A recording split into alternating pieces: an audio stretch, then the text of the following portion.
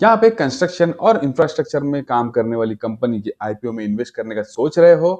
तो ये वीडियो आपके लिए है, क्योंकि मार्क टेक्नोक्रेट्स लिमिटेड ये कंपनी अपना एक एसएमई आईपीओ लाने जा रहा है। तो क्या होगा इस कंपनी के आईपीओ में, हम जानेंगे अपनी आज की वीडियो में। हम जानेंगे इस कंपनी की आईपीओ की सारी डिटेल, कंपनी कैसे फाइनेंशियली परफॉर्म कर रही है वो, और हम जानेंगे क्या है इस कंपनी की स्ट्रेंथ और क्या है इस कंपनी से जुड़े हुए कुछ रिस्क जो आपको हेल्प करेगा ये डिसाइड करने में कि ये कंपनी जो है कैसे परफॉर्म कर रही है। तो चलिए हम शुरू करते हैं अपना आज का वीडियो। बट वीडियो शुरू करने से पहले अगर आप मेरे चैनल के ऊपर नए हो तो चैनल को सब्सक्राइब जरूर कर दीजिए, और अगर आपको वीडियो पसंद आता हो तो वीडियो को लाइक करना ना भूलिए। चलिए हम शुरू करते हैं अपना आज का वीडियो। सबसे पहले जानते हैं मार्क टेक्नोक्रेट लिमिटेड जो है क्या काम करती है। ये कंपनी जो है इंफ्रास्ट्रक्चर डेवलपमेंट कंपनी है।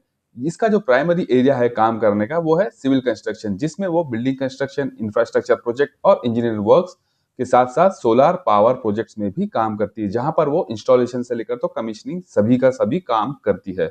ये कंपनी की एक्सपर्टाइज जो है गवर्नमेंट और प्राइवेट सेक्टर दोनों के प्रोजेक्ट्स में है, जैसे कि रोड कंस्ट्रक्शन, रीबिल्डिंग और लार्ज स्केल सोलर इंस्टॉलेशन। इस कंपनी का जो मिशन है वो है sustainable and high quality infrastructure solution provide करना। ये कंपनी देश के इंफ्रास्ट्रक्चर और रिन्यूएबल एनर्जी की स्टोरी का हिस्सा है। बात करें आईपीओ की डिटेल्स की, तो इसका जो टोटल इशू साइज है वो है 42.59 करोड़ रुपीस, जिसमें टोटल 45,79,200 शेयर्स रहेंगे।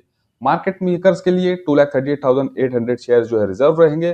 फ्रेश इशू होंगे 34.30,000 शेयर्स के, और ऑफर फॉर सेल रहेगा 9,09,000 शेयर्स। बात करें आईपीओ की टाइम टेबल की, तो ये आईपीओ ओपन होगा 17 दिसंबर को, क्लोज होगा 19 दिसंबर को।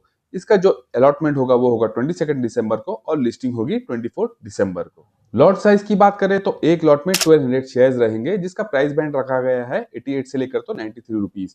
आप अगर रिटेल इन्वेस्टर हो तो आपको मिनिमम 2 और मैक्सिमम 2 लॉट्स ही अप्लाई कर सकते हो, और अगर आप हाई नेटवर्थ इंडिविजुअल हो तो आप 3 से लेकर तो 9 लॉट्स अप्लाई कर सकते हो। चलिए अब हम देखते हैं ये कंपनी ने फाइनेंशियली कैसे परफॉर्म किया है।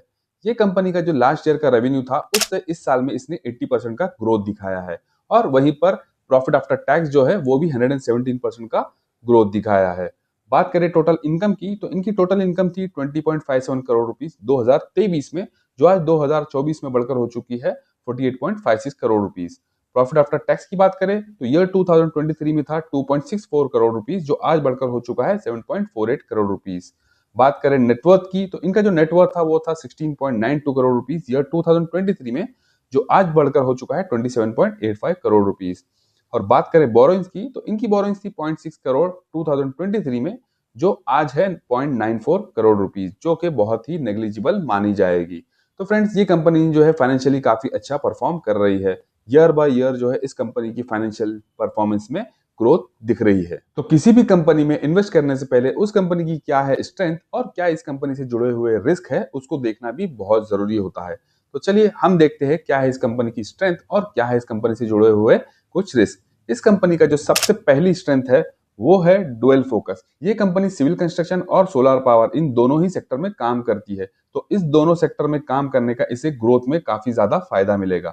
सेकंड है एक्सपीरियंस मैनेजमेंट। कंपनी की मैनेजमेंट टीम के पास इंफ्रास्ट्रक्चर सेक्टर में बहुत ज्यादा गहरा और डीप एक्सपीरियंस है। थर्ड है स्ट्रॉन्ग ऑर्डर बुक। इस कंपनी के पास जो है काफी अच्छे ऑर्डर्स है जो उसे फ्यूचर में कंप्लीट करने होंगे, और अगर उसे ये कंप्लीट करती है तो इस कंपनी का जो रेवेन्यू है वो और ग्रो करेगा। बात करें इस कंपनी के रिस्क की, तो पहला रिस्क है प्रोजेक्ट डिपेंडेंसी। कंपनी का रेवेन्यू बड़े प्रोजेक्ट्स के सक्सेसफुल होने के ऊपर डिपेंड करता है। अगर इस कंपनी ने अगर इस प्रोजेक्ट को सक्सेसफुली नहीं कंप्लीट किया तो इनका रेवेन्यू काफी ज्यादा इफेक्ट करेगा। सेकंड है एसएमई लिस्टिंग। ये बीएससी एसएमई पर लिस्ट होगा, जहां पर लिक्विडिटी का बहुत ज्यादा इशू होता है। अगर मेन बोर्ड आईपीओ होता तो लिक्विडिटी का इतना इशू नहीं होता, बट चूंकि ये एसएमई आईपीओ है तो यहाँ पर लिक्विडिटी का इशू बहुत होगा। इंफ्रास्ट्रक्चर और सोलार के पॉलिसीज में अगर गवर्नमेंट कोई चेंजेस लाती है तो इसका डायरेक्ट इंपैक्ट इसके बिजनेस पर पड़ सकता है।